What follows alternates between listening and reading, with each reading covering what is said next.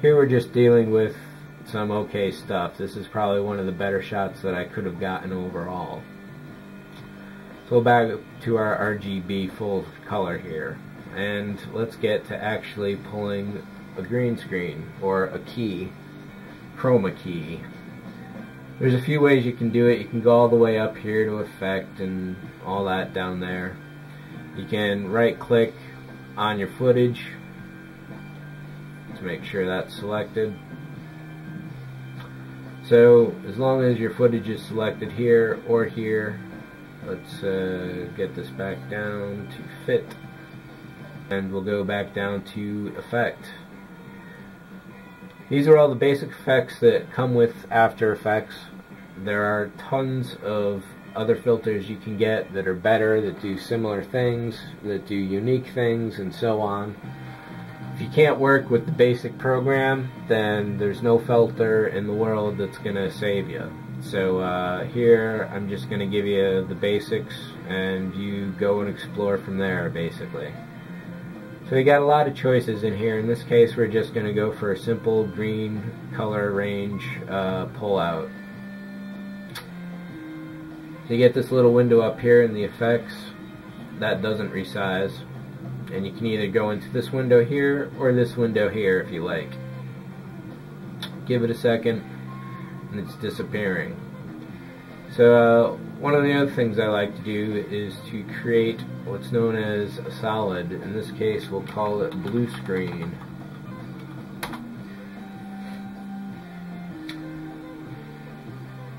Here's where layers comes into play. Everything on top goes on top, everything behind or underneath goes behind. So, and you'll see up here that a new folder has been created called solids, and this is called blue screen. If we want to change the color later, go to replace solid, pick your color, and you got your new color. So let's restore that. You can undo up to the amount of times you set in your preferences, and maybe I'll do another episode where I go through some of that. Probably not. A lot of individual taste stuff. Check it out. So we got some blue here, we got some green going on. Let's go back to our effect, which you can get by clicking on the footage. Let's pull the color from over here this time.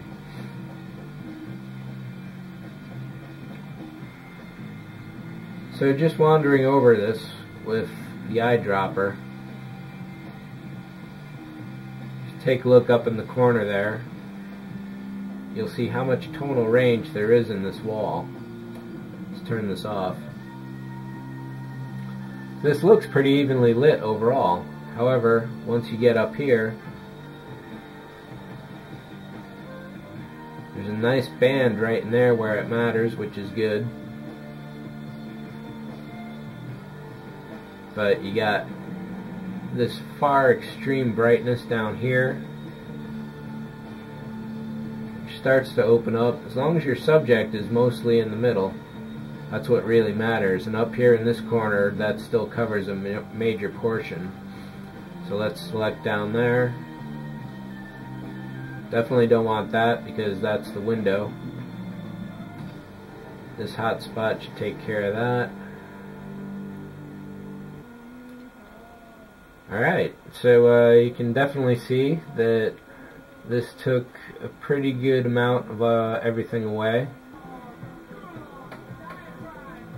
And here is our preliminary alpha. Not looking too great.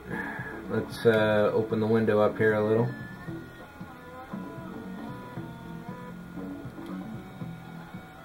So lots of noise in here. I bet that's all in the blue channel.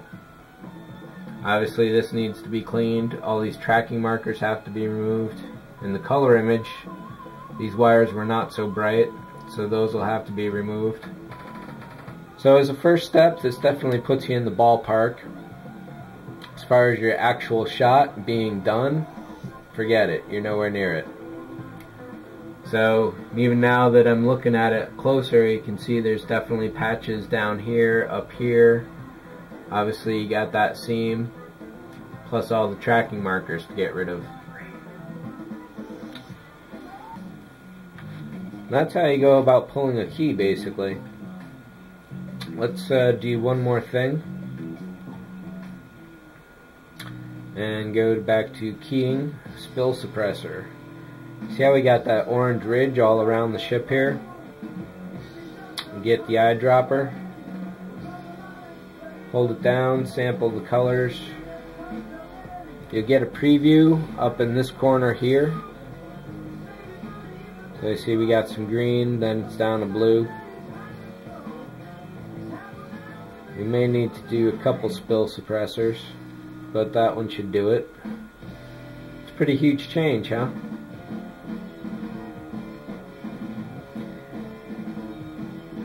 You go for better, and then you can change the amount of suppression too. So if you don't think, or if you think that's too extreme, just come down here and pick whichever one you like. But that looks pretty good to me. Let's go in and take a closer look at everything. So we're at full res.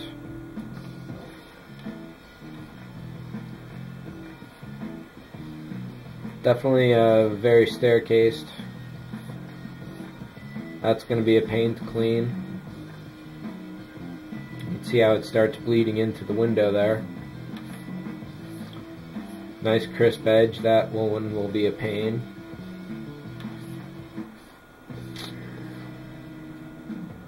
But yeah, no, it's pretty good overall.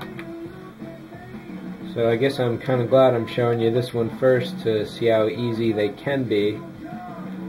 And one of the things I had said was that great lighting can save a bad green screen, but the best green screen cannot be helped with bad lighting.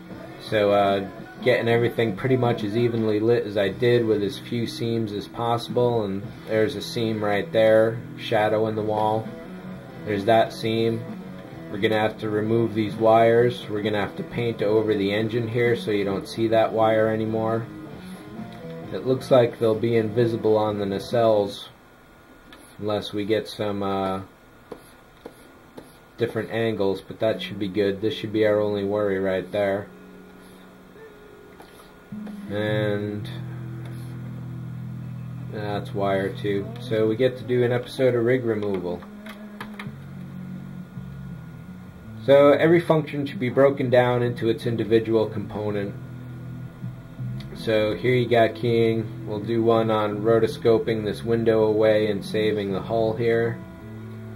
I'll do a separate episode on rig removal. A separate episode on stabilizing this footage so it doesn't shake so much. Another one on pulling tracking information from the background so we can replace that.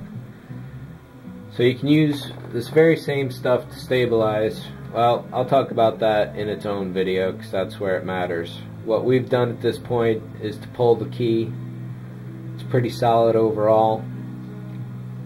And we'll pass it along to the next department for further cleanup. So that's pretty much it for this one.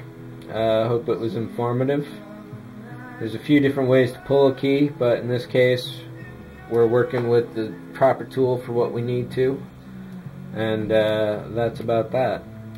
So I'll catch up with you later. See you.